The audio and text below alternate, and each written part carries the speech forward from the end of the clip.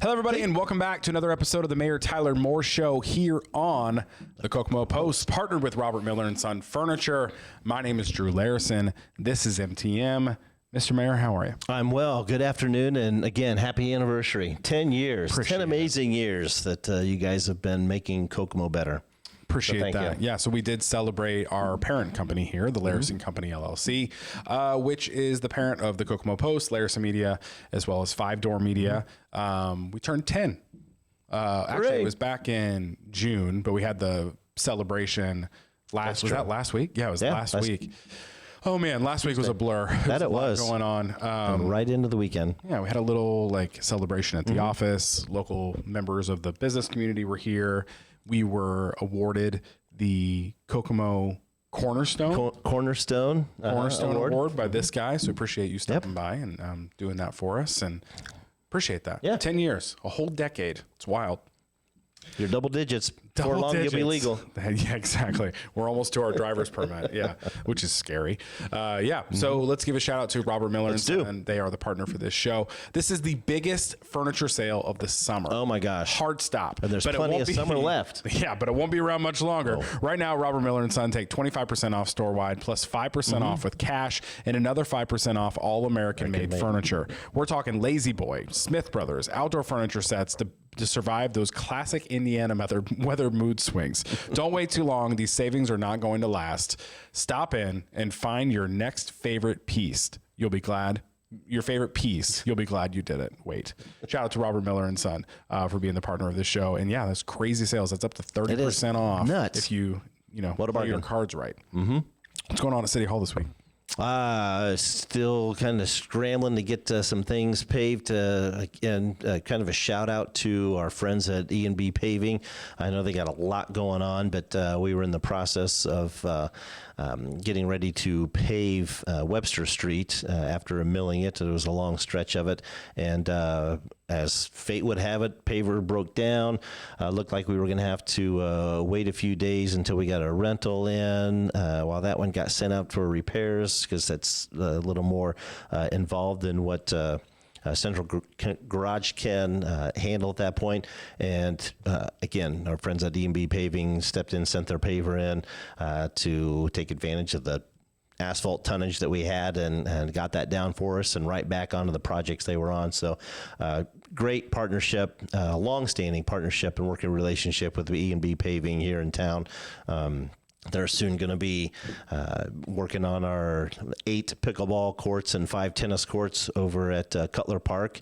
The first series of meetings on site happened this morning for that, and so excited to see that happening right across from where the new miniature golf course is going in. Compliments and in partnership with Bridges Outreach. They secured some grant funding, and I believe the miniature golf course is getting close to about 50% done. So they should have that done before the end of August, and hopefully have some folks enjoying that while the summer and early fall months permit.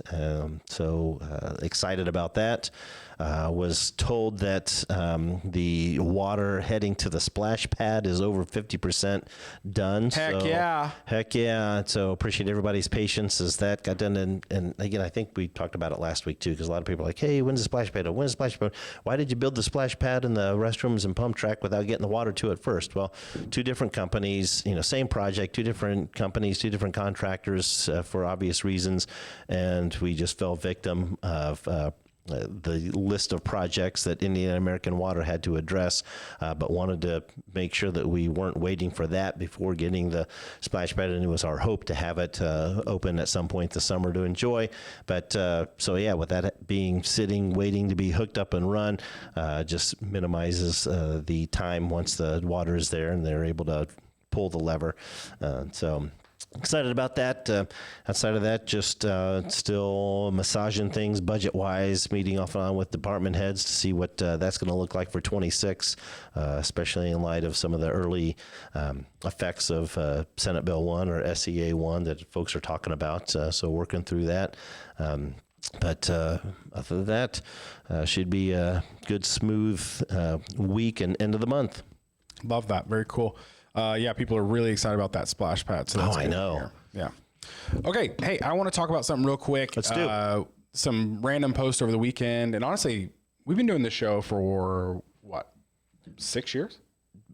Almost 6 years. Almost 6 years. Yeah, 5.5. Yeah, and like the format has been roughly the same for all 6 years, where we talk about a little things up top. We talk about, I don't know, maybe we talk about our weekends before for shows done on Monday. But you know, and then we always just jump into user submitted questions. And I just wanted to like talk about, because there was like just some chatter going over the weekend, and I just want to clarify like how this works. So Kokomo posts, we put on this show on Mondays. We always put out a post on our page. We started posting on the Kokomo chatter because there's a lot of eyeballs on that page as well. Our other pages that go out, we have a call for questions. So we have this entire Ask the Mayor segment, which is not questions curated by the Kokomo post. The entire purpose of that Ask the Mayor segment is questions curated by you, the viewer watching this show. And we want to, you know, help set the table for you to have a time where you can ask the mayor anything you'd like to ask the mayor about. And I want to be very clear. There have been like very rare situations in the almost 6 years of doing this show where we have not chosen to ask a question that popped up in comments or chat or anything like that, due to like, I mean, some of them have just been like straight, just vulgar, like classic internet troll questions. But also I'm guessing there's maybe times every now and then we miss a question. The Kokomo post as a whole, we post and publish over 100 pieces of content all like every week going on in Kokomo. So we're trying to, Parker, who works here, one of his jobs is to go through all of those clips that we post, the old episodes that we post, the posts that we make asking for questions, and to make sure we don't miss any questions.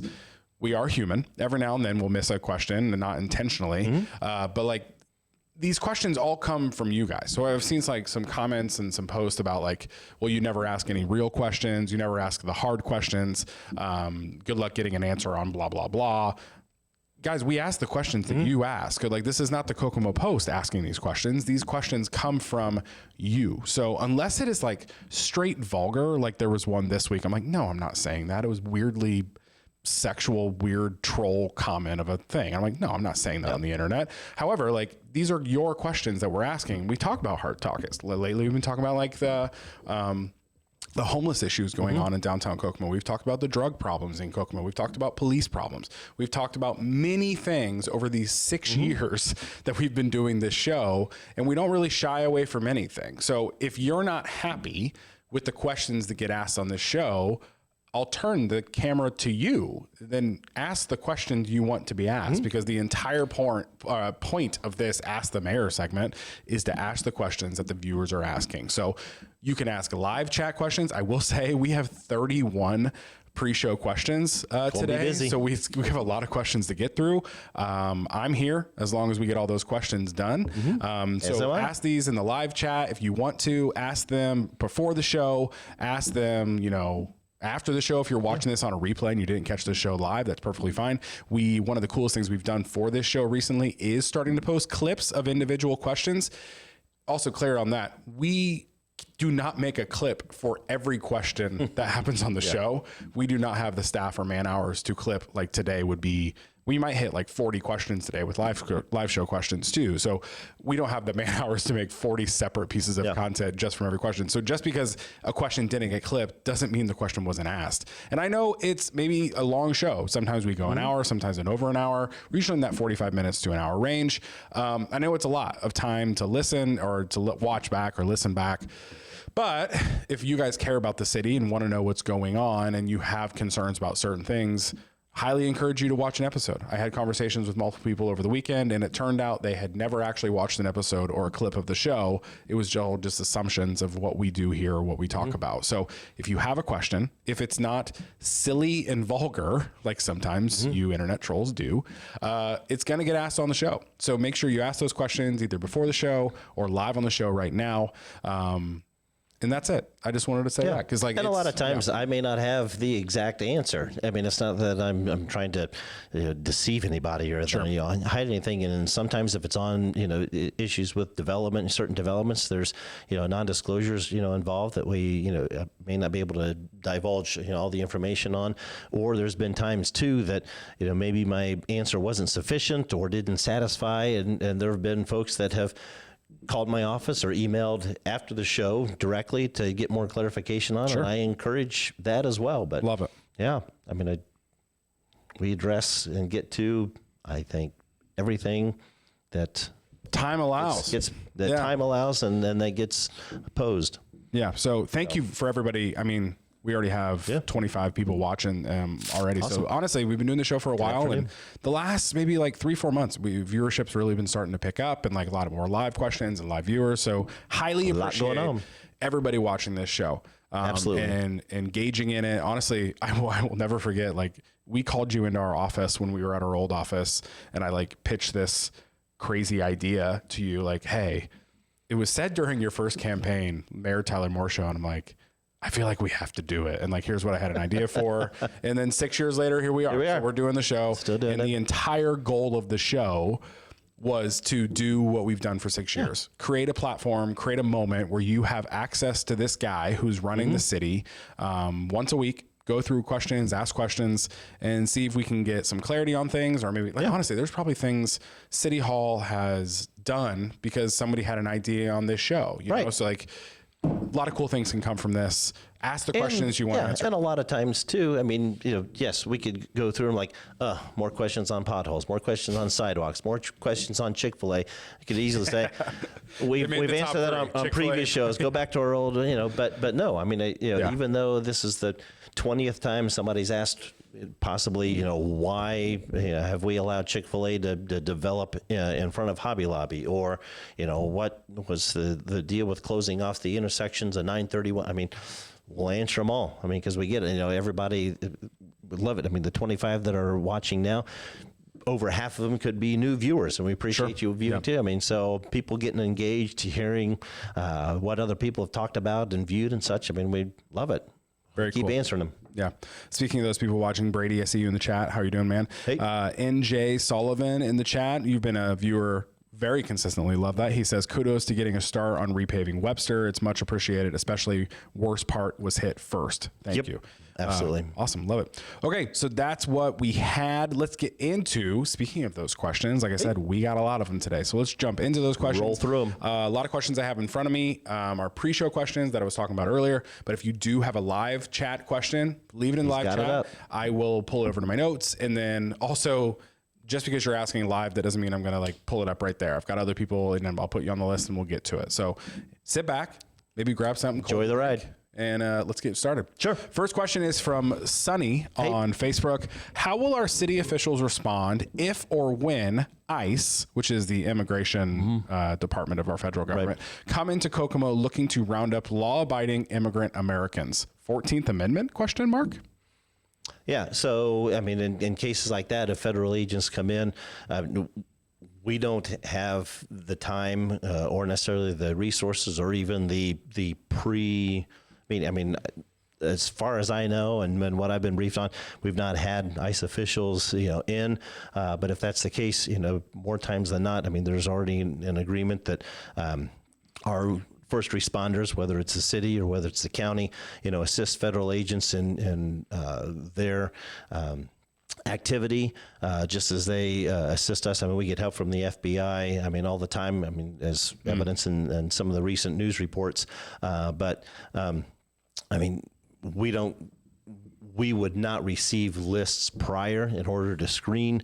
Now, I would be appalled and rather upset if there are lawful citizens, if there's lawful individuals that are wrongfully detained and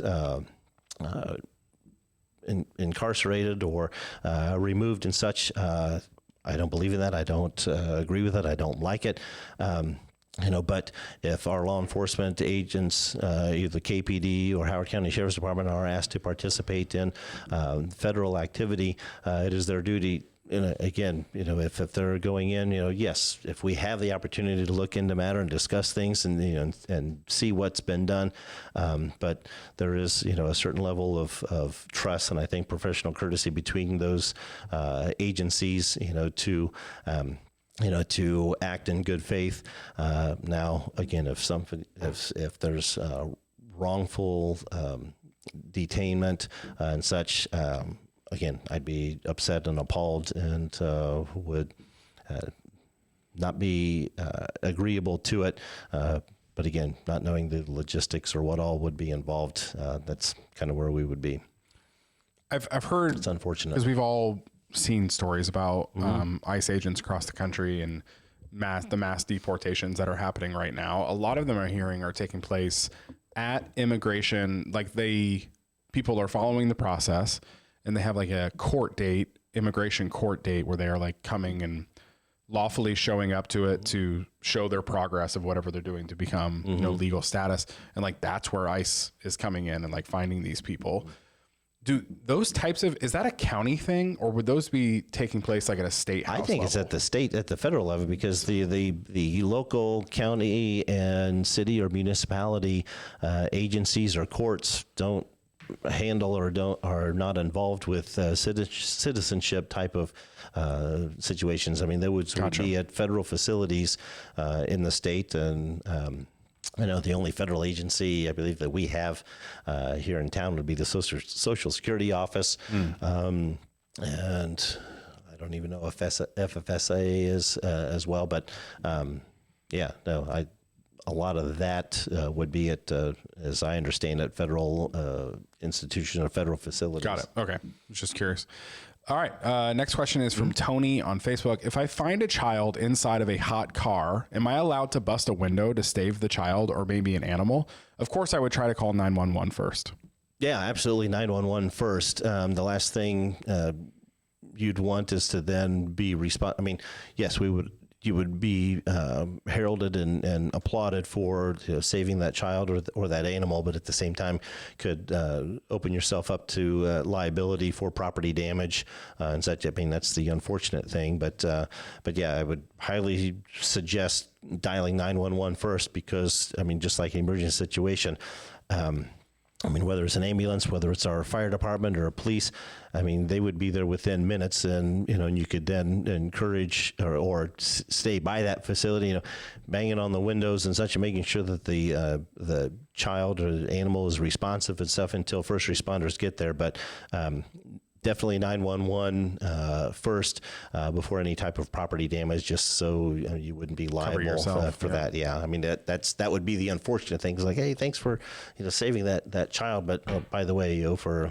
a window or a car door or something, or even more. I mean, the glass could injure the person or the animal or even inside the person. As well. Right, that'd be scary for me too. Yeah, hopefully people are. I get that things happen, but yeah, hopefully people are more aware of their surroundings and the little ones, especially on days like this. I'll say too, be careful. Some of these newer cars have like settings. Like I think Teslas have like a pet setting or there's a word for it. I forget what it's called, where like the car is on and air is going, but you're not in the car. Like I don't know. Oh, that's true. Yeah. Make sure those aren't in place. Yeah, electric vehicles, you can't hear them running anyhow. Yeah, exactly. Yeah. They have those big things on screen that say, like the car. The dog's fine. The dog is fine. The kid's fine. Yeah. There's some setting. I forget what it's called. Some of the new EVs have that. There you go. Next question is from Laura on Facebook. Hey. Like comments before, what are we doing with the unhoused members of our community? I really appreciate when I saw police officers on a golf cart downtown. We need more police on trails in downtown out and about. Maybe like two different topics there, but like talking about the unhoused issue in downtown Kokomo, but also police officers on golf carts downtown. Yeah, so we've got the police department has a golf cart as well as a 4-wheel gator type of vehicle. Fire department now has a gator type of vehicle as well for assistance, at events and such. But Along with those two things with KPD, we've got electric bikes. So we're going to be spending more time on the trails and in and around the downtown area and close proximity of trails in the downtown area because, there is a concern. There is a number of individuals that are homeless, and even though there may be facilities or space available in the rescue mission or down at CAM or at Gilead House and Open Arms and such, more times than not, I mean, I know people think that they're not doing anything, that we're not getting them the wraparound services, or not getting those facilities. Unfortunately, folks, when those people are told that there's space available because there's rules or restrictions at these facilities, they don't want to live by those, or they've been there and out. I mean, so there's nothing for, or no place for them to go. And so, or even if there is, they say, you know what, we're fine with where we are. I mean, so even though there may be folks out and about, a lot of times their choice. But I know, especially in the downtown area, many businesses are concerned with the number of those, and so we're trying to move them along if they don't want to go to any of the available openings in any of the shelters, because it's a two-edged sword. I mean, we've got the businesses and residents and such that say we pay taxes, and so we want to be safe coming to and from our businesses, from our residents and such, and then there are those on the flip side of that saying we shouldn't be trying to criminalize homelessness. There's more involved. I mean, we get it. There is more than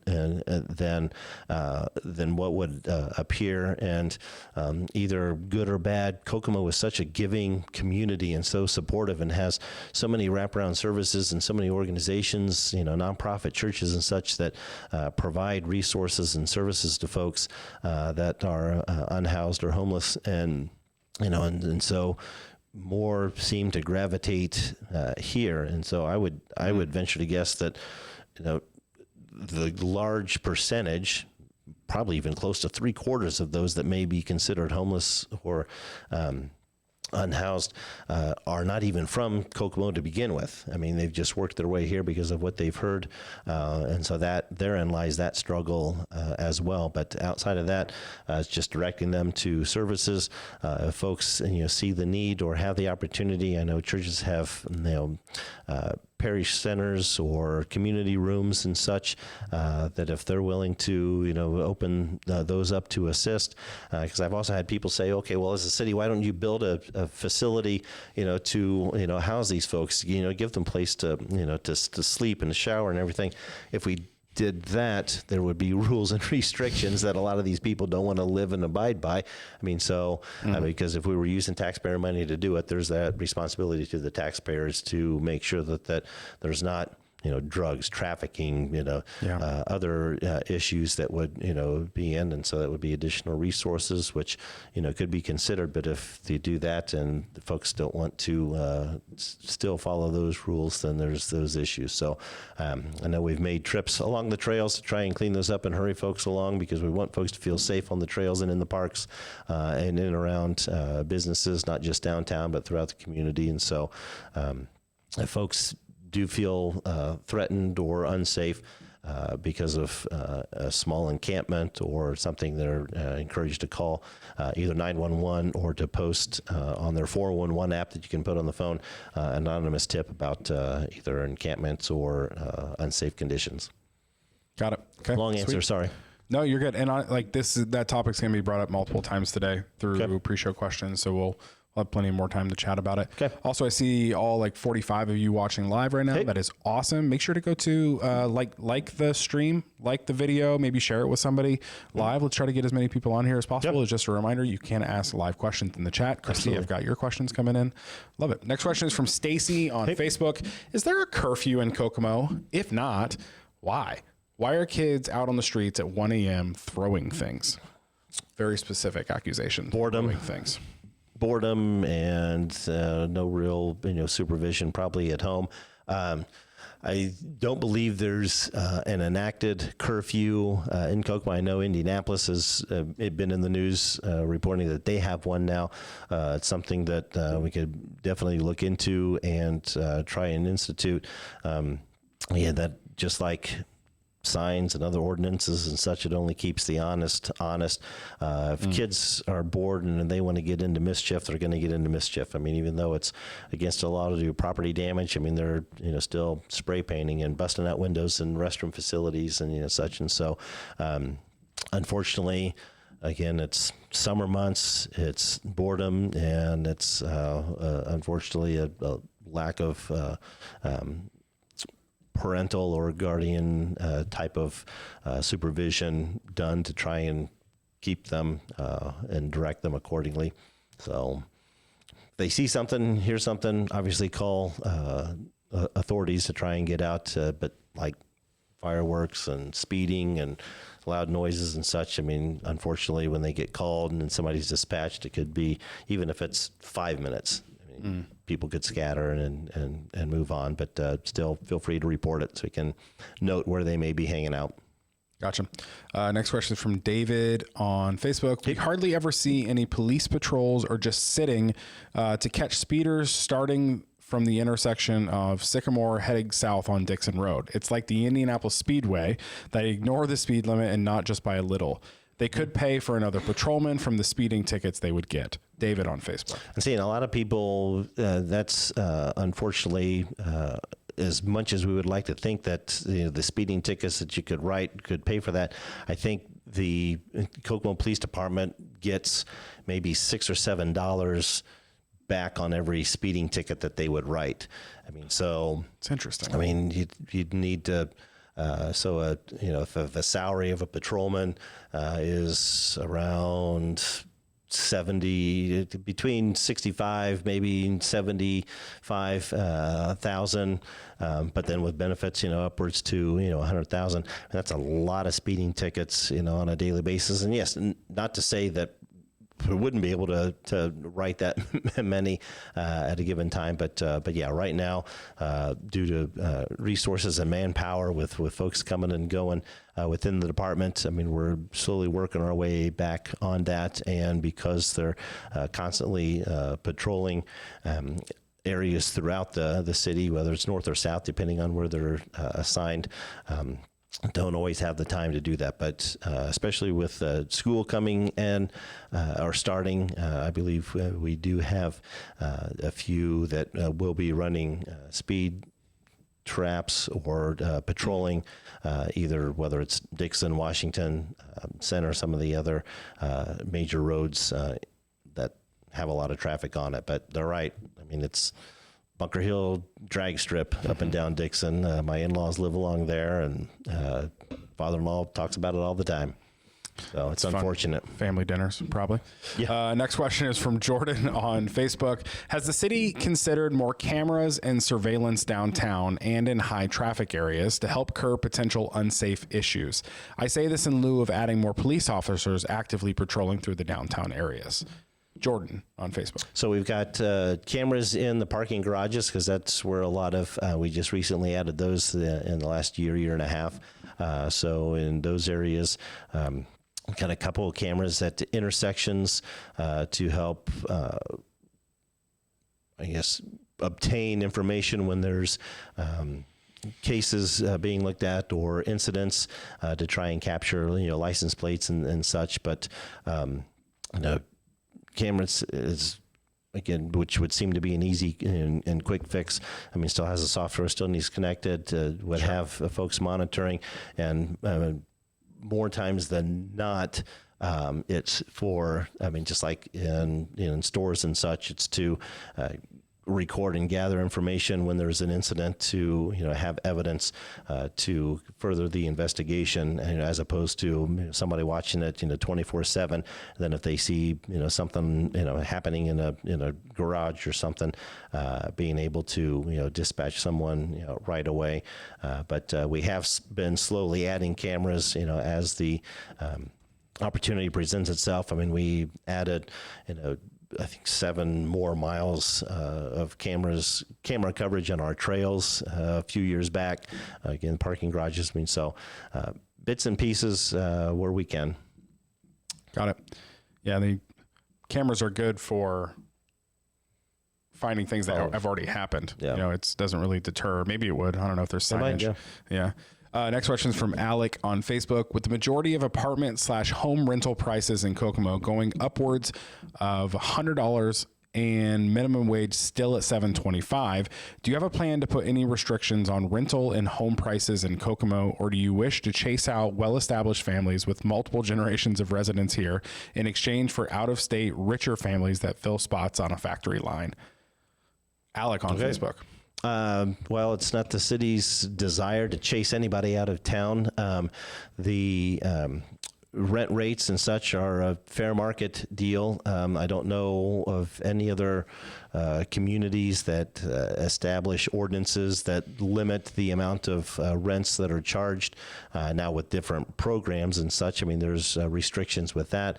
And I know some communities have looked at the percentage of non-owner occupied homes maybe in a neighborhood, making it 30% or less to deter, as I just mentioned, out-of-state owners from snatching up homes and renting those out. I mean, so there's been efforts made for that, but not necessarily to get into the government overreach of setting rent rates and such. I mean, unfortunately, the market itself is what dictates that, both rent rates and wages, because obviously businesses, if they, feel that they've got a good employee, should pay employees more.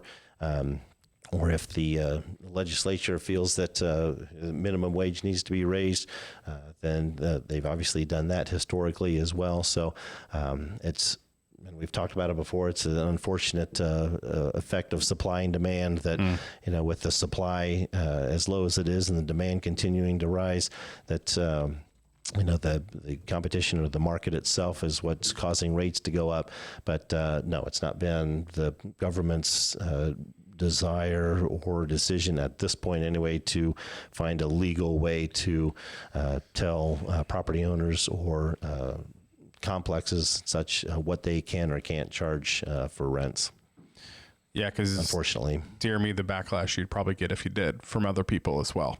Say too much control. Yeah. Next question is from Crystal on Facebook. What is being done to increase the access to affordable housing in Kokomo? How is the city addressing the growing concerns about homelessness and housing insecurity? How is Kokomo working to support individuals in mental health crises without involving law enforcement? Are there efforts underway to train first responders in crisis intervention and de-escalation? We'll take those one at a time. What is being done to increase access to affordable housing in Kokomo?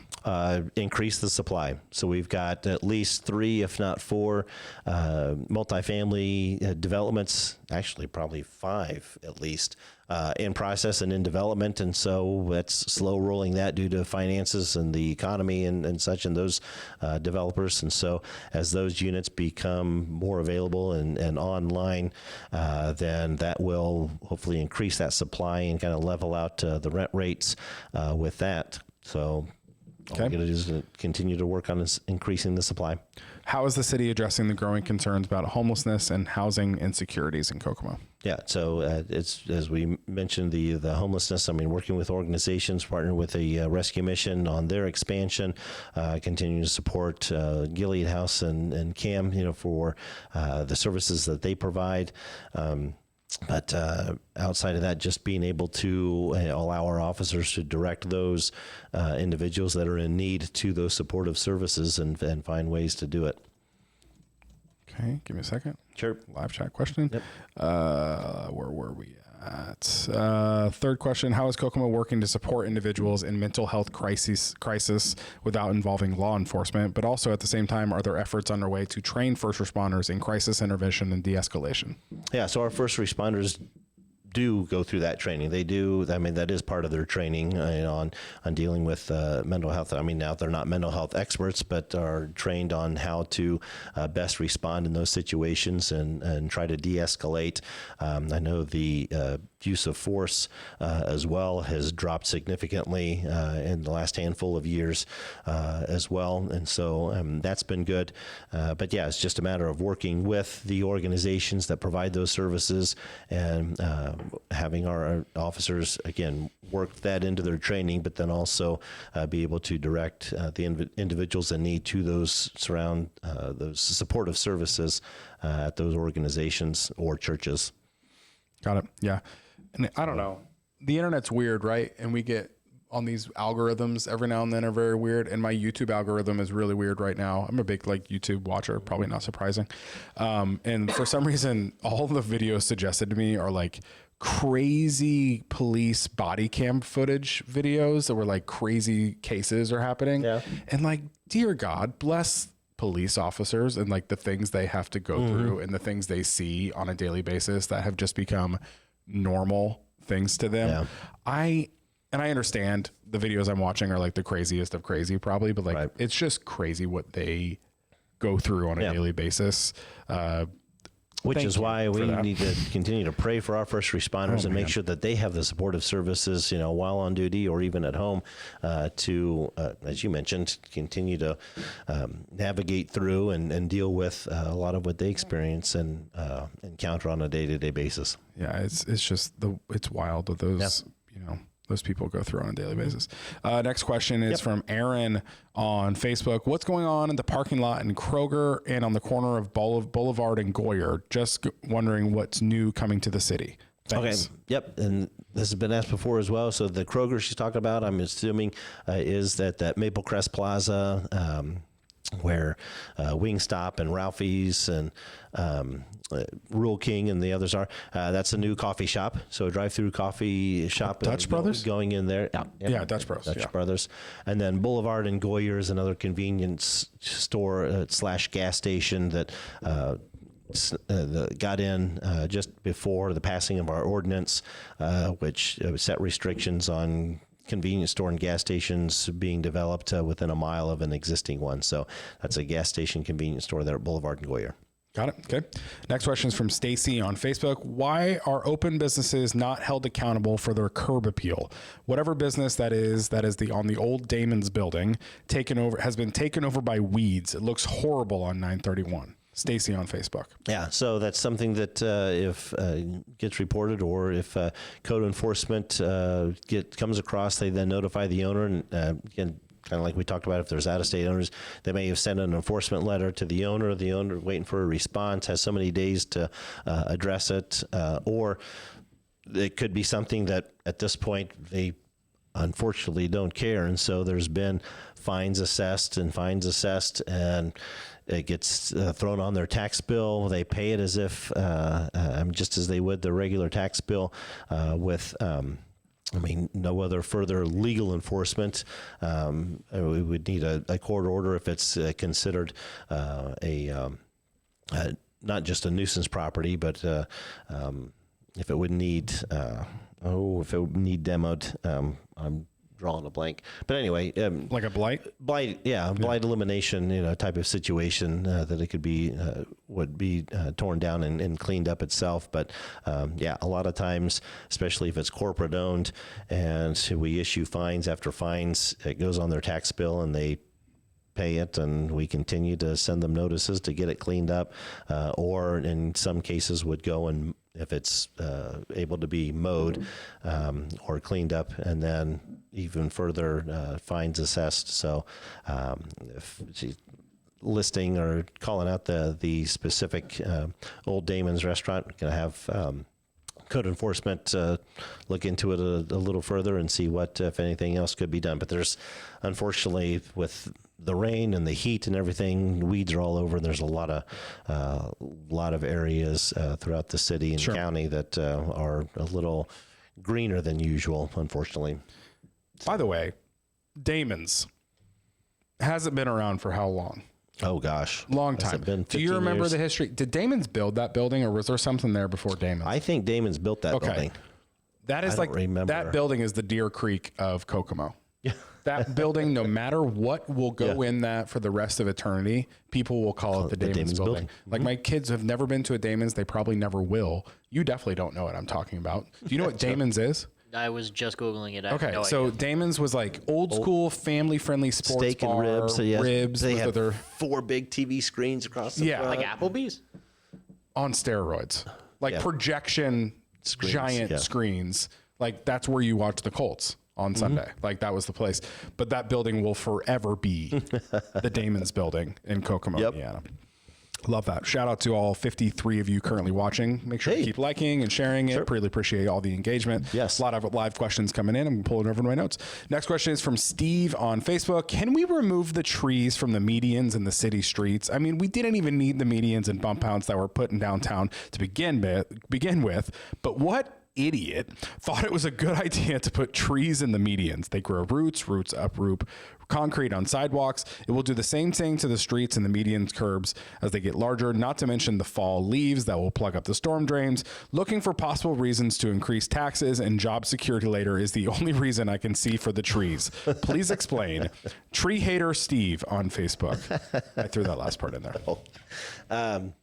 So the Parks Department last year hired a full-time arborist. He actually worked for the Parks Department before, and so he looks at not only the foliage and plants and trees and such within our parks, but in the landscaping around town, currently helping with a feasibility study downtown. But yeah, I mean, a lot of those that were placed there were for aesthetic reasons. I mean, it creates a drive, a pleasant, not expressway, but basically, I mean, they were there. Yeah. They were there for aesthetic reasons, and yes, some may not have been the appropriate choice for those, and some have been damaged and such, and so So as we continue to look at those areas, those trees as they continue to mature, if they do create more harm than help, then they would be addressed. But for the most part, those that are in haven't matured enough that they're creating too much of an issue. But yeah, so we monitor those, and we'll monitor them a little bit closer now with this arborist doing his legwork throughout the city. Gotcha. Yeah. And I will say too, and I don't know if this is true about those trees, but not all trees naturally grow like really deep, wild roots underneath. Yep. Like some don't need that large of a root system. So maybe when those were put in, those are trees that don't need that crazy root system, and they're designed that way too. So don't know. Yep. I like trees. Next question is from Jim on Facebook. I would like the mayor to address in the neighborhood I live in. Many of the sidewalks are not handicap accessible, and I have to ride my mobility scooter in the street and have been almost hit and have had a water bottle thrown at me. Could use handicapped people, get some help making Kokomo more accessible for us, please. Jim on Facebook. Okay. Yeah, so sidewalks, as we've talked about before, are actually owned primarily by the property owner.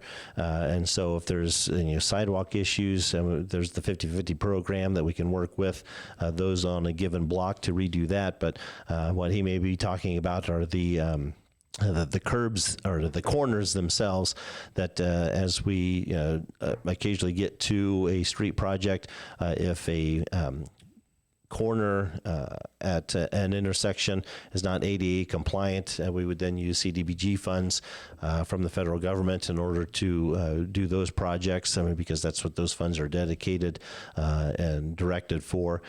So if he's got a specific area, we can look to see where those corners may end up falling on the priority lists or project lists. But again, as for the sidewalks, I mean, unless there's, huge issues like we talked about trees, sometimes, if the tree root system are making it unsafe to navigate, we can address those. But otherwise, sidewalks, we would be willing to partner with the folks on any given block as opposed to just individual sections to address those. Got it. Next question is from Kira on Facebook. Why is there still a section of missing sidewalk on Winterbrook close to Winter Point Drive? Kids have a bus stop nearby. People have to go off the sidewalk with their bikes, motorized scooters, or walk in the street because it was never even put in. Winterbrook. Okay. Winter Point Drive. Is that a neighborhood? I'm guessing with the same names? So I'd have to look and see. I mean, it sounds like, I'm not familiar with that, but if they're saying that there's sidewalks at some point, then they are gone. Is it this? I think it's by Kroger, isn't it? Right there. I mean, if that is the map. Yeah, it is. It's over by there, yeah. I mean, that looks like there's a sidewalk missing. That's a great question. So if it was installed by the developer, I mean, it wouldn't be share my screen. Installed by the city. I mean, it would be up to that property owner to complete that. I know there's another neighborhood that I was called to that the residents were concerned as well that there was a few properties that didn't have sidewalks because those lots hadn't been developed yet. And I get in this one, there's probably a house, I think, on that corner anyhow. But, I mean, again, it would be the property owner's responsibility to complete that sidewalk. Now, I mean, if it's something that it's a missing section, they could get with the city for us to consider that 50-50 program outside of getting the whole entire block to buy in, because it would just be that one small section. But there could definitely be a petition made to the engineering department to consider that, and then could reach out and try to work with that property owner. So we'll Got try it. to keep Kira that also in wants mind to and take a know look at it. who determines what streets get paved. Webster Street between Markland and Park is horrible, but other streets have just a few areas with patches and it got repaved. So just the process of choosing which street gets paved. Yeah. So every year we've got interns or seasonal employees with the engineering department. They go out and do classifications of all the streets. Those get ranked based on the recency of any work done to it, the traffic patterns, and even the conditions themselves. And then those get prioritized, and the engineering department and street department put together that list. And so, depending on, I mean, that's why, folks are like, oh, you just did this section, but then you left and went somewhere else.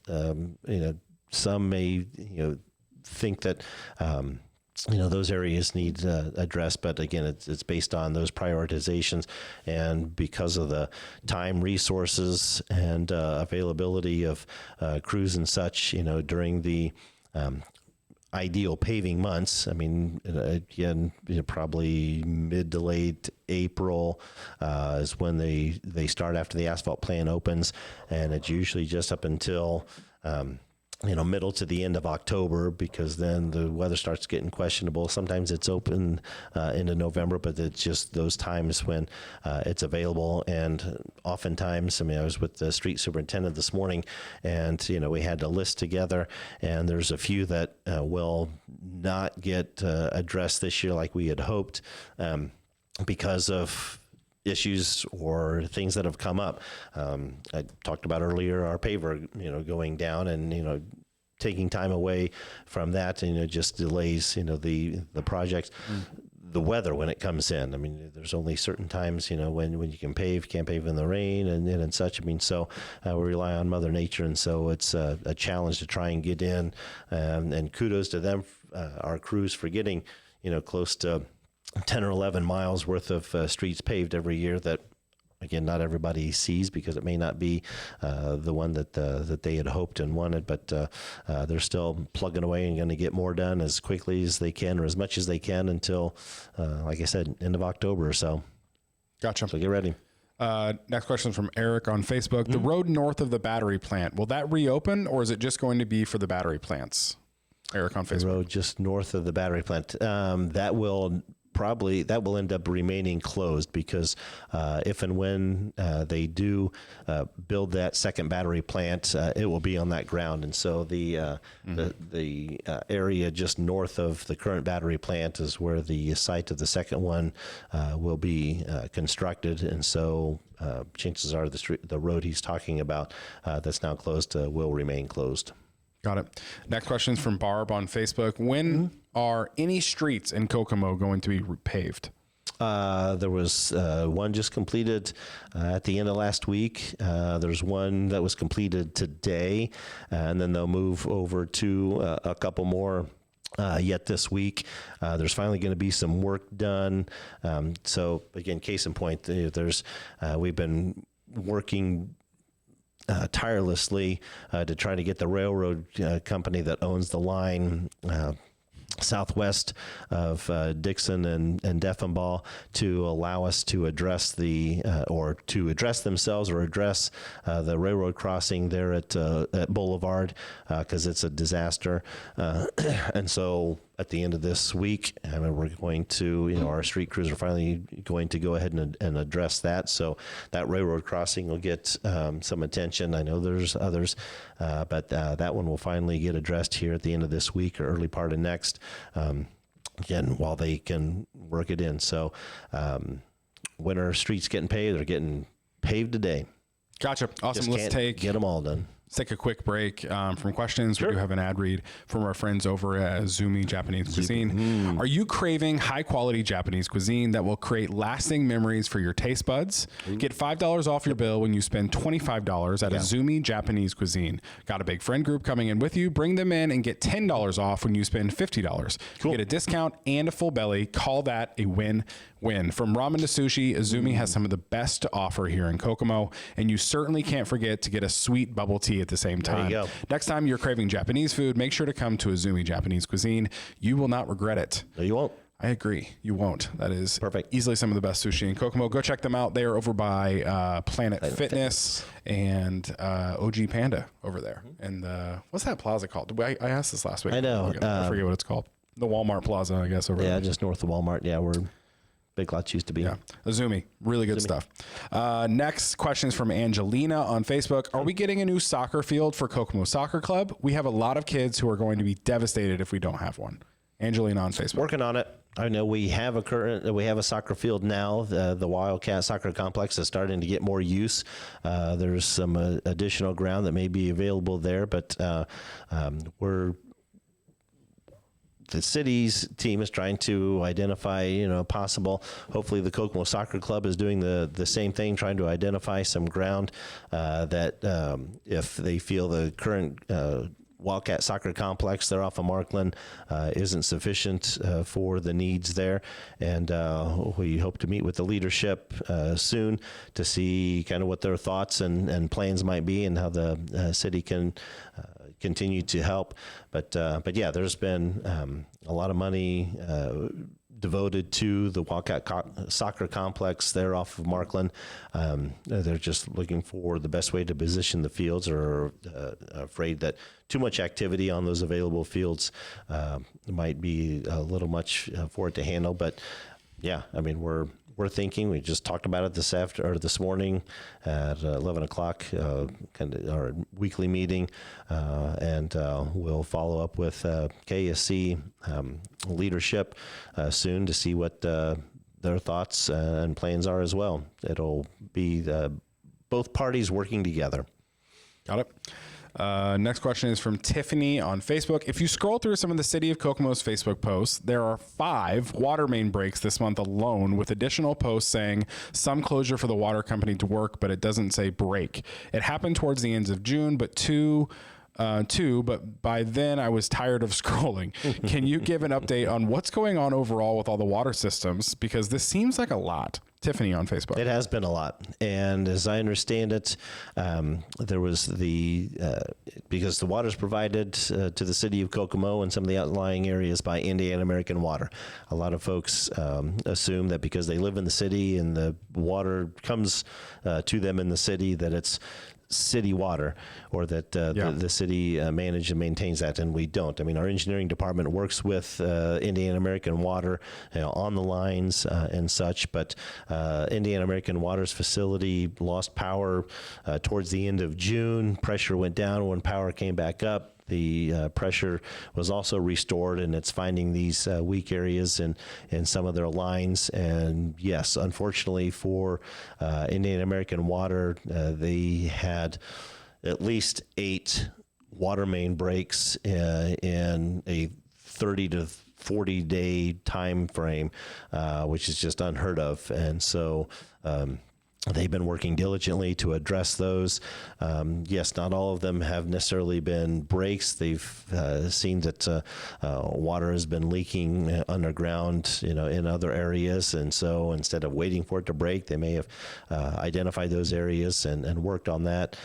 Some of the closures also have been due to gas line work with NIPSCO and such as well. So, utilities do the best they can to address those needs, and it's difficult at times, especially when a lot of them, well, not a lot of them, they're all underground, and the conditions may be uncertain based on the date or the age of those particular lines, and if there's been work done in the past and such. So.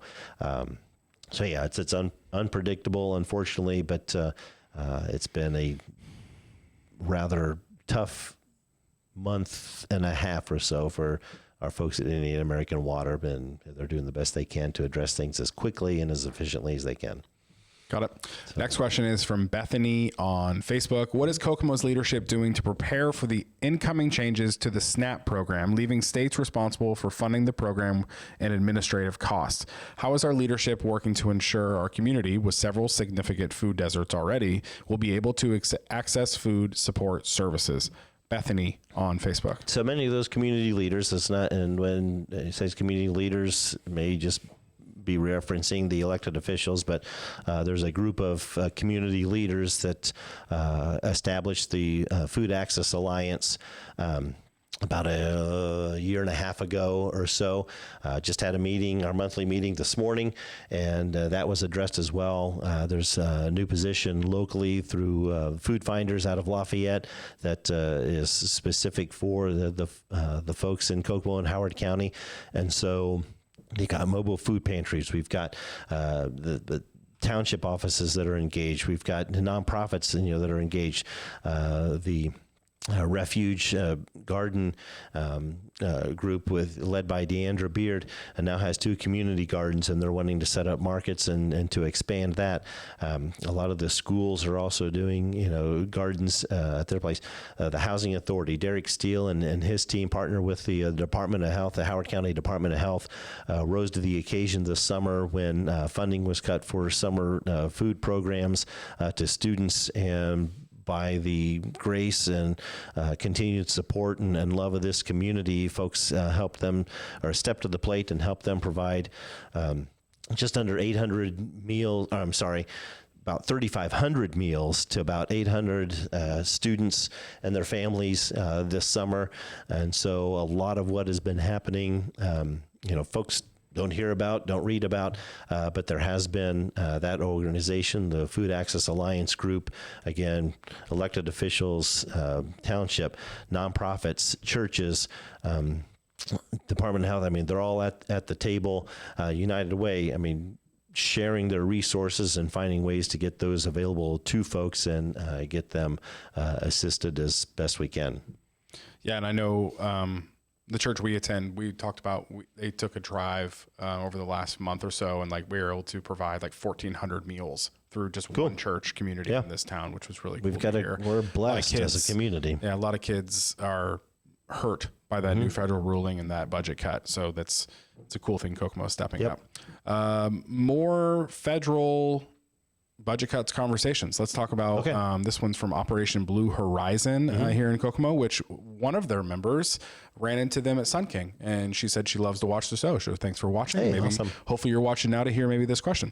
Between the White House's recent executive order encouraging crackdowns on homeless communities, the fact that both of our local state representatives, Mike Carrigoff and Heath Van Adder, voted multiple times this year to advance legislation written by the Cicero Institute, a national lobbying group that openly pushes for criminalizing homelessness, the chronic overcrowding and reported inhumane conditions at the Howard County Jail, the reports that unhoused residents are being routinely arrested and pushed out of sight ahead of downtown events, the rising chorus of concerned citizens publicly calling for harsher, more punitive treatment of our most vulnerable neighbors. My question is this. Okay. What is the city of Kokomo doing to address the homelessness crisis with compassion, dignity, and actual solutions? What plans, policies, or partnerships are in place to meet this moment? Because arresting people for being poor is not a policy, it's a failure. We are asking this in good faith, but we're also asking it urgently because people's lives, rights, and basic humanity are on the line. Operation Blue Horizon on Facebook. Well, we're not arresting people because they're poor. The people that may end up getting detained are those that are in public spaces that refuse to go to shelters or things that may be available. Which again goes back to a little over a year ago. We had the town hall, meeting to address this because it was becoming an issue, and there were a handful of churches and nonprofits there, all wanting to do the same. And so there was a room full of people that, hopefully might be part of the solution to help curb the problem. And like I mentioned, they've got community rooms, they've got resources, and as you mentioned, a lot of churches are doing that. And I know that at least 2 or 3 members of Operation Blue Horizon are part of the Food Access Alliance group. So they are, they know that there are a group of community advocates, both elected and non-elected, that gather directly once a month, to address these issues, food insecurities that, for those that may be homeless and such. So there's a lot of discussion, with that. But yeah, homelessness, I think I mentioned this last week. If there was a solution as to how best to address homelessness and mental health issues, I would think, that if a state or a governmental agency or nonprofit, found that solution, it would be replicated and we'd have that. But right now, there's not. Especially when there may be mental health issues involved with that, or if the homeless population of members of that, don't want to live by the rules and regulations and such that are in these shelters. And so, saying that, folks are, homeless that are, pushed out of, the downtown before events, that's to help assure the safety and well-being and comfort of those that are attending the event. It's as a way to support the local businesses that they want people to frequent their businesses or to come to the events to see their business or to buy their food and such, and not have to I guess feel obligated to assist. But everybody, there's definitely opportunities for those to do that. But I don't know that we're trying not to criminalize homelessness. we're still trying to direct those individuals to the supportive services that are available. That again, we're sitting around that table this morning, around that room this morning, whether it's United Way or Food Finders or Center, Township Trustee's office or any of the trustee offices, the Department of Health. The churches and such. So there's groups that are advocating for that locally, and unfortunately here locally, politics shouldn't come into play and shouldn't become an issue because at the local level, that's where the rubber meets the road, and that everybody should continue to be working together for those solutions. And I think this group as well as others are a good example of that. Got it. Okay. Next question is from Robin on Facebook. What's up with all the broken gas lines lately in the North End? Robin on Facebook. There were just a couple, really one, I think that was at both ends. I don't know if there's multiple ones. I've only heard of the one that occurred, I think this past Thursday, where a lot of the work that's being done to install broadband, the markings were off, or there was, those lines. So those were addressed. If there were additional ones, I'm unaware of that. But kudos to our fire department. Almost every engine but one was on the scene, worked in partnership with NIPSCO. NIPSCO got the line secured and addressed. Yes, some folks were evacuated from their homes so that they could be monitored and checked for levels of gas and such. But if there's been more or multiple outside of the one that passed Thursday, or maybe a few before, I'm not aware of it. But again, some of that recently has stemmed from the work being done to install broadband internet lines in that area. Got it.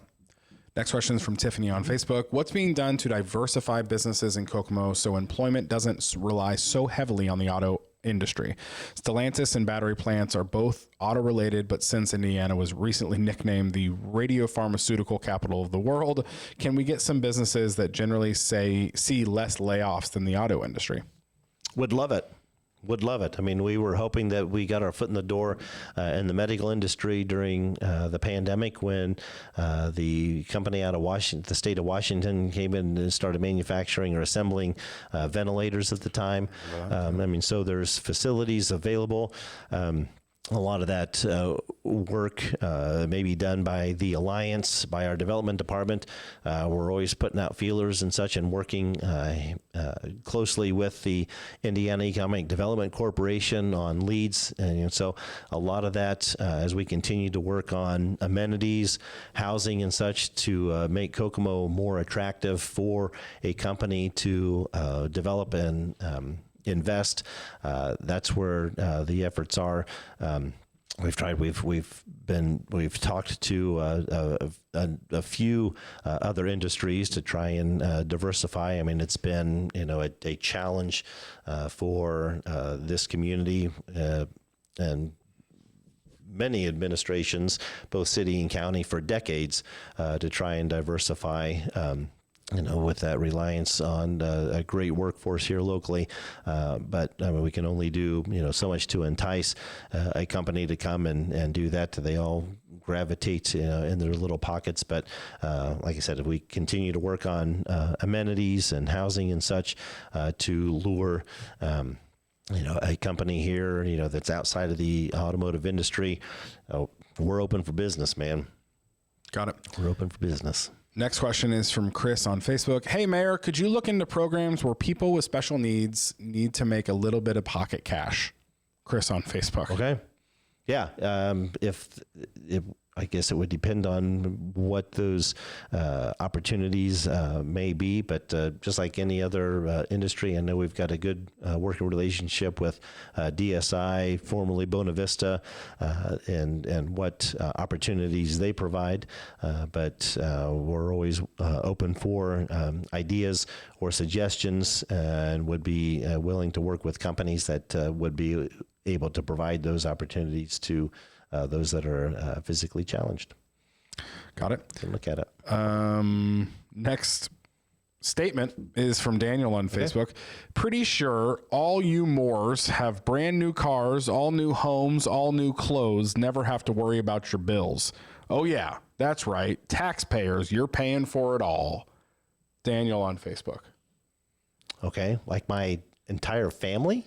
I would assume the Moors. I mean, I'm sure he's talking about me and my extended family. Taxpayers don't pay for it all. I mean, yes, I have a salary and I get paid by the taxpayers, and what I earn goes towards paying my mortgage and paying the loans on my cars and kids' school tuition and our food and such. And so I appreciate the taxpayers, one, electing me to begin with, but then also allowing me to earn a living in doing so. But I mean, they're not all new. I think every car that I've purchased for my family anyway has been previously owned.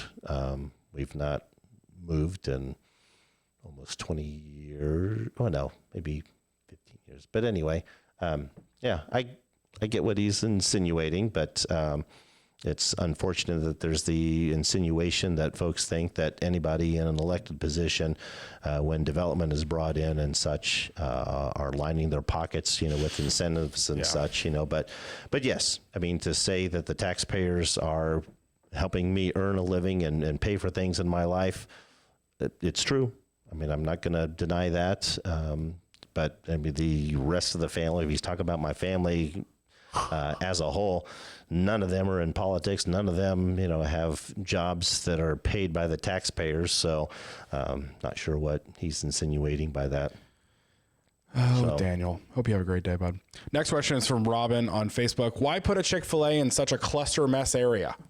Robin. We'd have to ask Chick-fil-A. The irony, her name is the name of a bird. We've all questioned that, but anybody that's visited a Chick-fil-A anywhere in the country know that they, for whatever reason, like to be in the middle of shopping centers and high traffic areas to capture that. This is how we do it. That was asked of the Chick-fil-A folks for the past probably year and a half since they finally decided to invest in Kokomo, and they feel that in their market research in Kokomo, that's where they want to land. So we tried to talk about it, gave other ideas, but outside of that, Chick-fil-A is going to go where Chick-fil-A wants to go, and we welcome that. Got it. Next question. Oh, shoot. Where are we at? Oh, yeah. Danelle, maybe? Okay. Hopefully I'm pronouncing that right. Danelle on Facebook. So the battery plant is not doing so well. People are losing jobs. Rent has significantly increased, and cost of living in Kokomo has increased. I want to know, what are your plans on helping the general public move forward? Also, how did Kokomo benefit with the battery plant, other than tax breaks for them? Danelle on Facebook. Well, I mean, having that large of an investment showed promise. We were very honored that they chose to invest billions of dollars into that facility. Yes, the market has slowed. Yes, there have been layoffs as they address their market and the economy, and a lot of what has changed in the recent transition, in DC as well as in the market around the world. But our hope is that things continue, that they're able to find ways to diversify themselves as well. But what we're doing here is we're reaching out to other industries. We're keeping a tight hold on our relationship with the Indiana Economic Development Corporation as they get leads for companies and industries that want to invest in Indiana. And so, and again, working on amenities and housing and such, that as the supply for those increase, hopefully that addresses or kind of levels out the rent rates and such that are available. And so just a lot of various things to try to keep Kokomo thriving. Okay. Another battery plant related question from Alec on Facebook. How is the city benefiting from the battery plant when majority of workers are outsourced from other states or countries? The positions workers would have been able to work up the ladder towards at Chrysler are all blocked due to not having a foreign language or knowing a foreign language that isn't even offered at any local schools. Alec on Facebook. Yeah, it was our understanding that the employment within the battery plant would have a certain percentage of Korean nationals and a certain percentage of what would be considered non-Korean nationals. I mean, so American in base. And so there was that mix of those there. And it's our understanding that the percentage of Korean nationals is actually lower at this point than what the non-Korean national workforce is. But I don't know. I mean, I guess a lot of that would be questions for the Stellantis. I know they mentioned Chrysler, but the Stellantis organization or Star Plus Energy folks, because, I mean, I guess, yes, worked with them, but their management policies and what their strategic plan is would be theirs to decide. I know that the battery plant was recently organized with one of the UAW groups, and so that's promising as well that they were welcomed in there and given the opportunity to organize some of their employees. So I think that's a good nod as well. Okay. Next question is from Kira on Facebook. Can you provide some insight on rumors that city employees will receive a wage increase if they vote for a trash pickup fee? Well, the employees don't. I mean, it wouldn't be a vote that they would be taking. I mean, it's unfortunate that so what all that stemmed from. I mean, we're in the process of negotiating with the AFSCME group, which is the union group of the city workers, and what they were requesting in negotiations and what we were proposing was being decided. And so what typically happens is that the two sides, when a decision is made, they then take that back to their body, and the body votes on what is being proposed. And so we gave them our counter, if you will, on what they were asking for raises and for other things and such. And so that was the vote that the employees was taking, was if they agreed to and would support what the city administration was proposing for their next contract.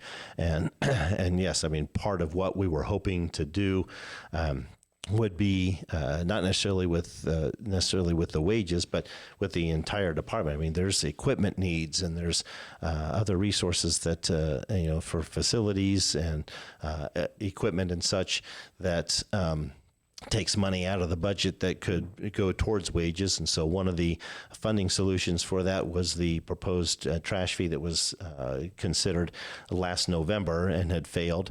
And so we had part of that was, hey, if we can get the trash fee considered again, I mean, that would help. But the workers themselves were not being asked to vote on a trash fee. They will have no vote on that. I mean, we were hoping that they would be supportive of that in order to get them the equipment they need, because they had indicated some of the equipment's not as safe, but then also to address those. I mean, it's general budget issues that, again, looking for funding sources in order to support everything that we would like to do and that they would like to see done.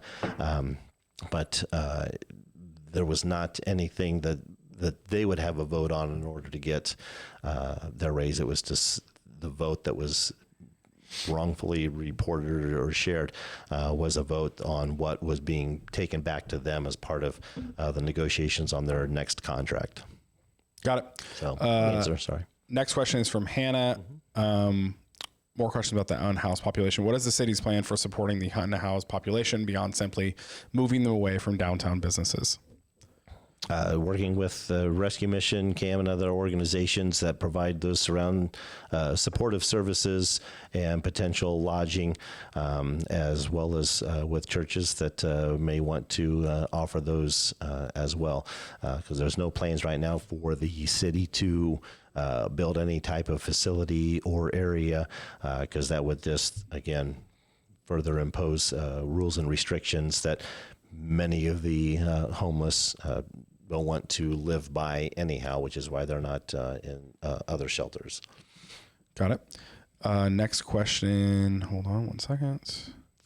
Next question is from Susan on Facebook. Why don't you hold the railroads accountable for the rough, certain word, crossings?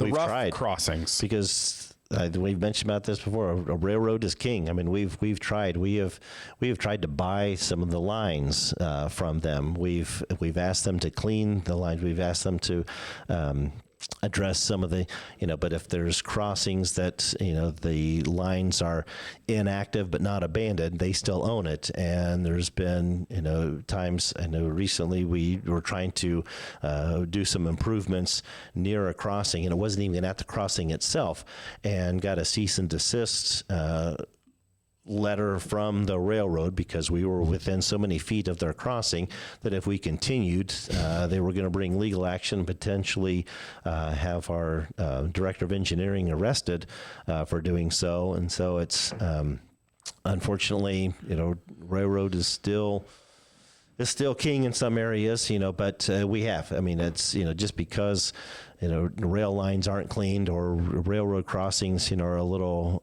rough, it's not due to a lack of trying. I mean, we've been after them again. We've even made offers to try and buy some of the lines so that we can address them ourselves. But again, that takes time and resources that we can put towards other things. But it's not due to a lack of trying.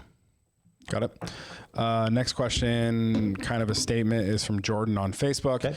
I'd like to note that the city should steer away from contracting Chris Sutton and or Sutton Towing for any city contracts. The comment from his Kokomo in the Know page, which I'll reference in a minute, is just a small example of why the city should sever any and all ties with him. The comment was referred to over the weekend. Bubba Wallace becomes the first ever black driver to win the historic Brickyard 400 in Indianapolis. The post was shared by a page called Black Indy Live. And the comment was, I bet a white man built that winning engine, with 3 middle finger emojis. Not a question, just a statement, Jordan on Facebook. Okay. Okay. All right. We are to the point where we're getting to our live chat questions. The first one is from Christy. It may have been asked, but if not, what is going on in the parking lot at Maple Crest? Also, who monitors the golf carts driving on the walking path on Center Road? There are signs against it. So we mentioned that earlier in the show. Dutch Brothers Coffee is going into the parking lot there at Kroger's at Maple Crest Plaza, where the new Wendy's is, and Wingstop and everything. And they're right. I mean, the golf carts are not permitted on the path. Signage indicates that. Folks can report that, but by time KPD gets out there, I mean, like we mentioned, KPD has electric bikes that we're starting to, as opportunity presents itself, start patrolling a lot of those areas. But hopefully, once school's back in, that will reduce the amount of golf cart activity along that stretch of the Center Road Trail, just because a lot of it's kids going to and from different areas in that neighborhood.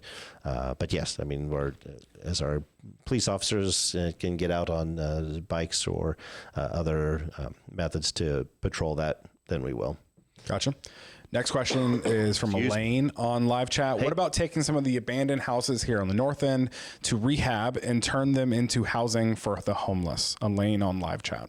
That would be great. Again, using taxpayer money to do that, there'd be restrictions. There would probably need to be monitoring of that.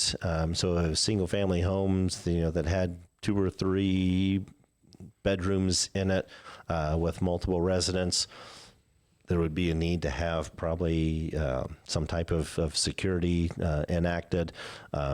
There would be rules and regulations that a lot of folks wouldn't.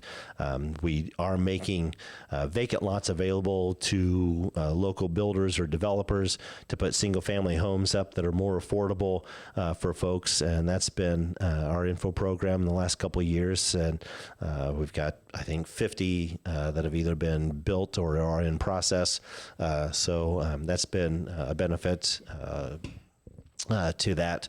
But abandoned homes, a lot of times too, being privately owned either by individuals or estates or out-of-town owners, we would have to look at a program at purchasing those. But we're focusing on our info program now to get those up. But again, anything that's funded by taxpayers, we'd probably have to have restrictions or additional staffing for on those homes. So it'd be a tough one to try and work out, I think, logistically. Gotcha. This live chat question came when we were discussing the question about ICE agents coming into Kokomo. But Addison on live chat said, what's more important to you, your duty to federal officers or the Constitution, which you took an oath to defend?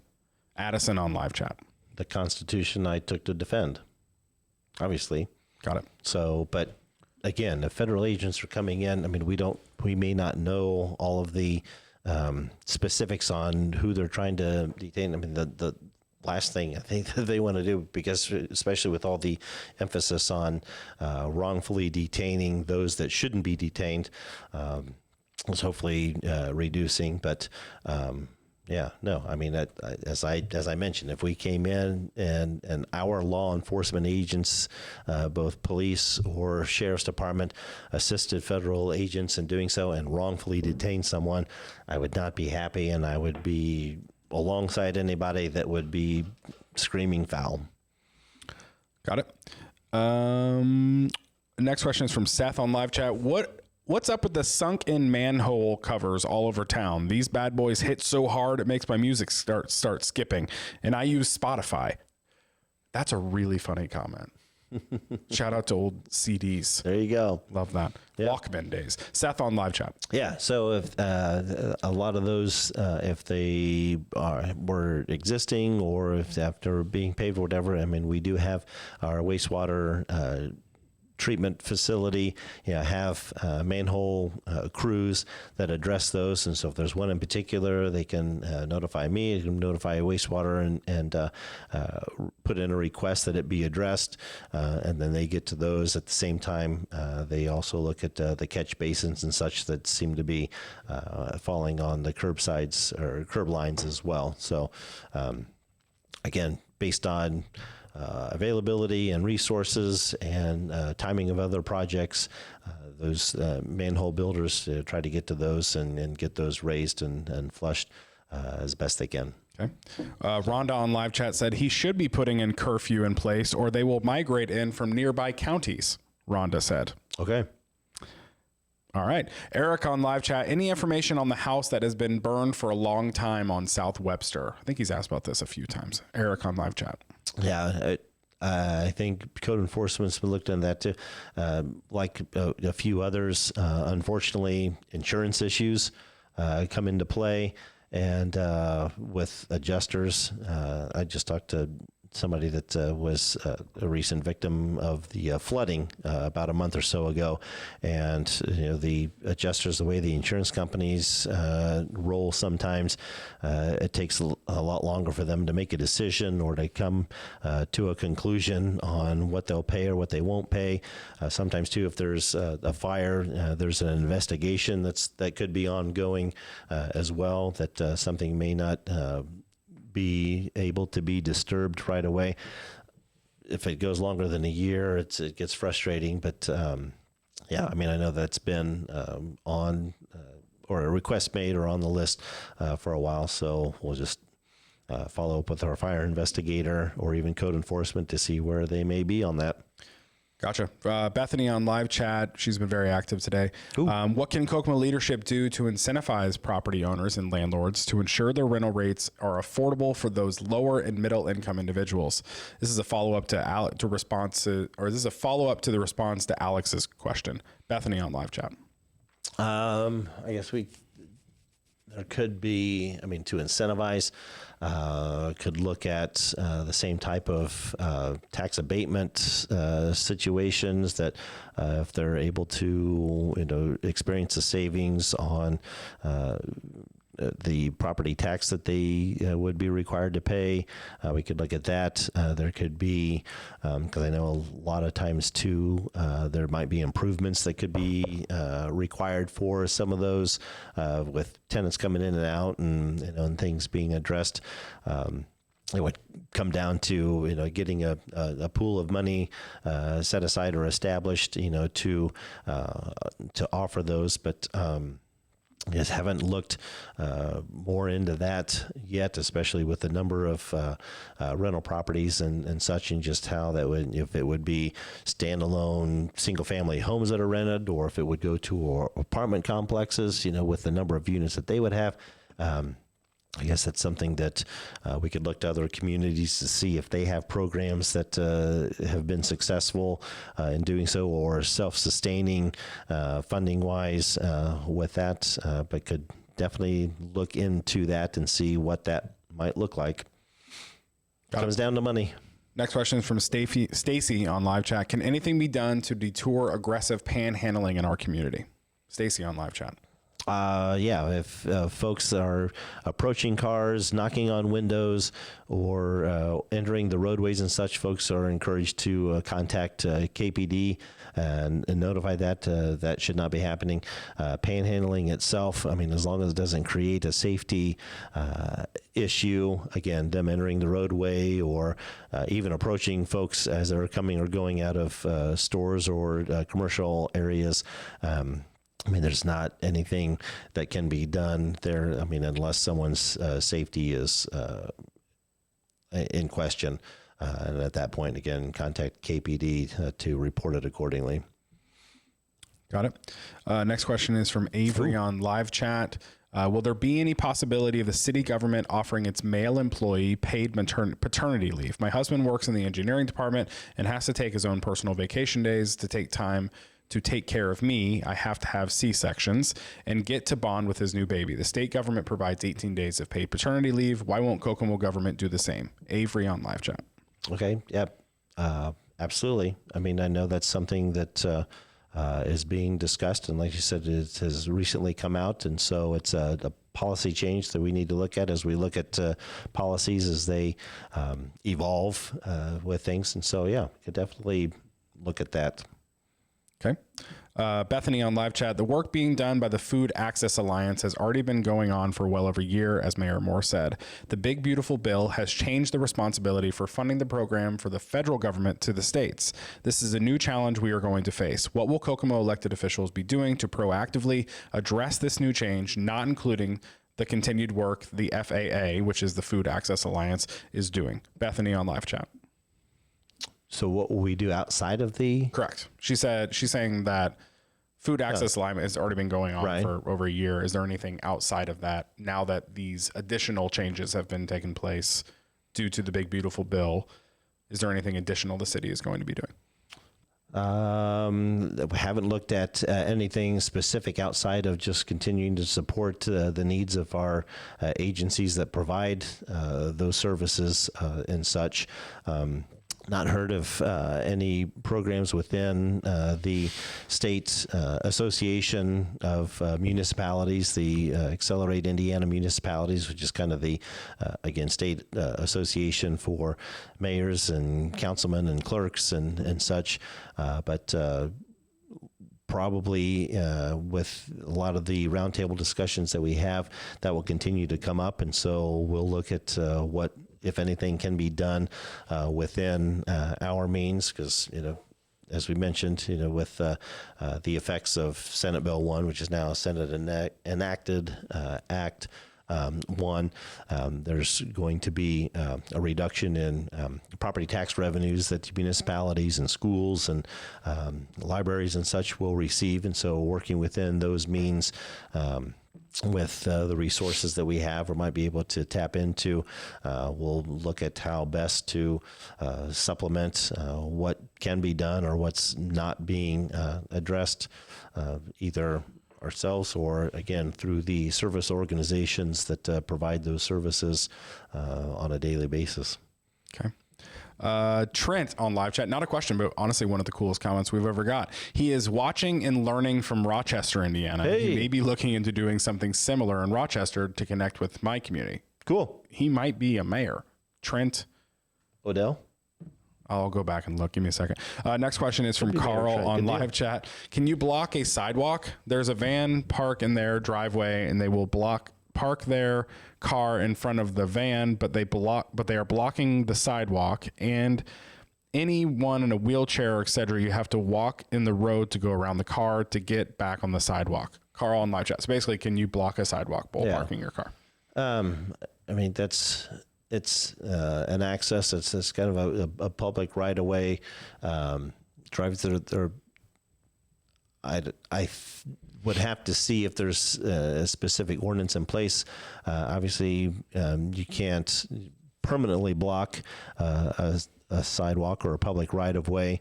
Now, if it's the case of folks parking in their privately owned driveway that unfortunately the sidewalk connects or runs across, that could be an issue.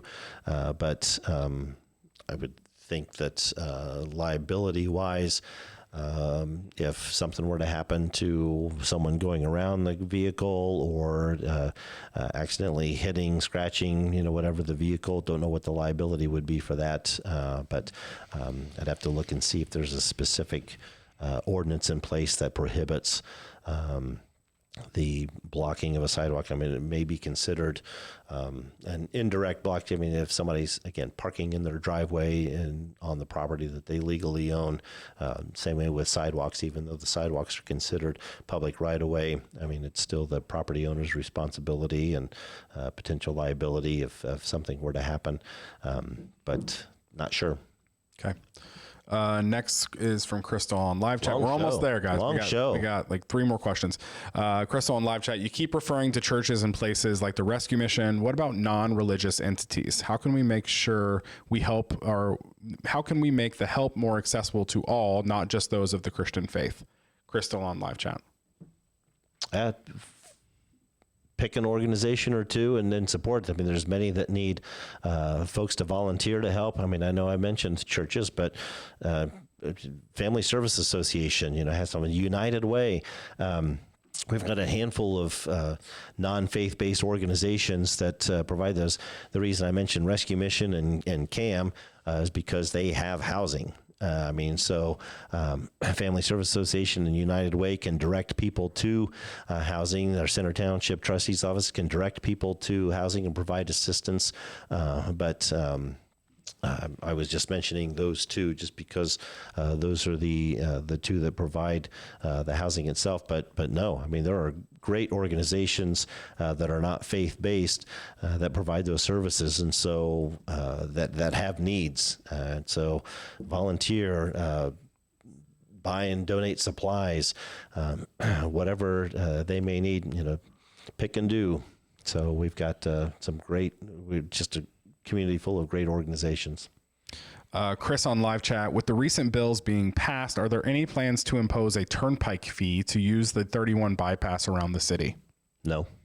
That'd be not anyway. Yeah, not that I'm aware of, but I can't imagine there would be. That's something, as you mentioned, 31 is NDOT, so that'd be a question for the state. Gotcha. Next question is from David on live chat. Why doesn't the city have a food and beverage tax? Yeah, I've never had somebody... Because we haven't about getting taxed. So unfortunately, the process that needs to happen with that is that the state legislature needs to, would have to give a municipality or unit of government permission to impose that. Now, it wouldn't be them, saying, yes, Kokomo and Howard County has a food and beverage tax. They're saying, okay, we pass as a legislative body giving Kokomo or Howard County permission to go and impose one if they want. We've not received that opportunity or support from the legislature yet. That's something that's being discussed.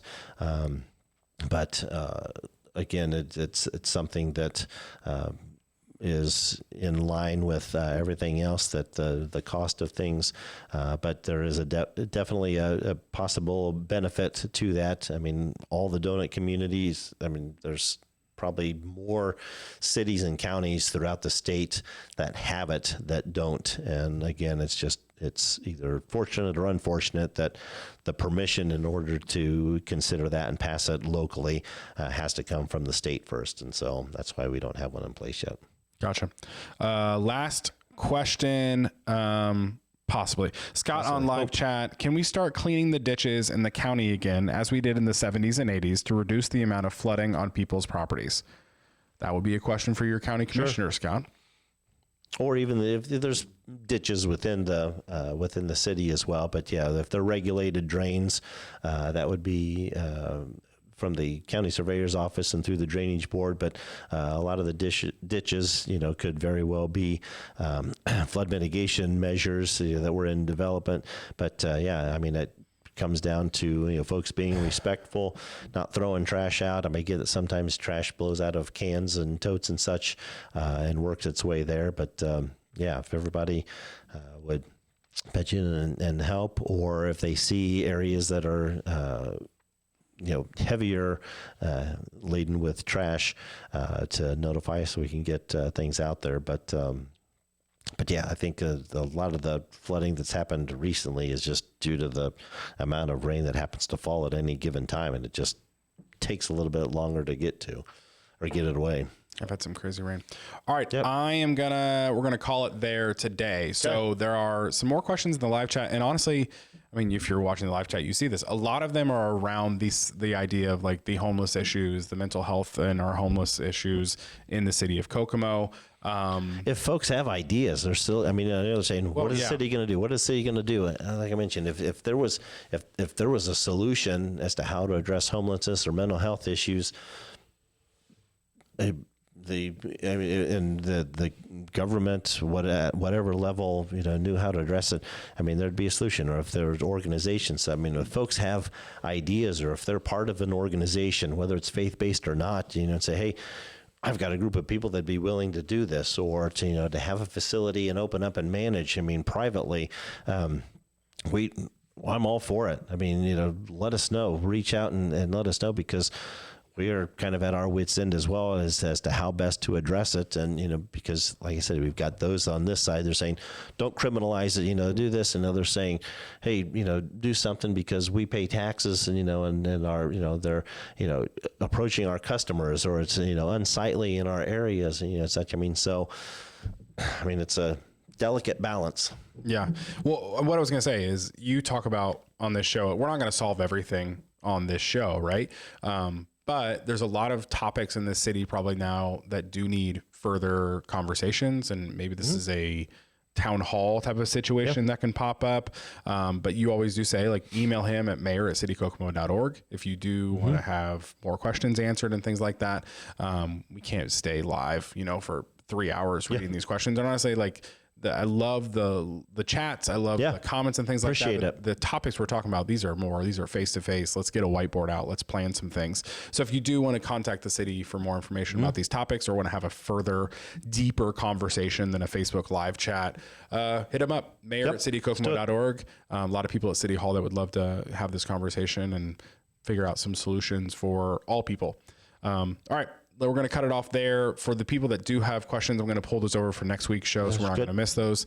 Thanks for that. That was a wild show. I think we had 50 questions total. Thank you for the live chat. Thank you for the shares and the likes. Thanks for the engagement. Thanks for the engagement. A lot of good topics. They need to be discussed more, but like I said, I don't think we're going to solve those all here on a Facebook Live today. So thanks for watching. As always, do you have a dad joke for us today?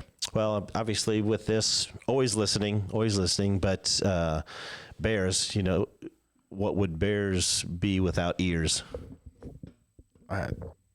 Bees? Yep. There it is. Bzzz. Got it. You're on it.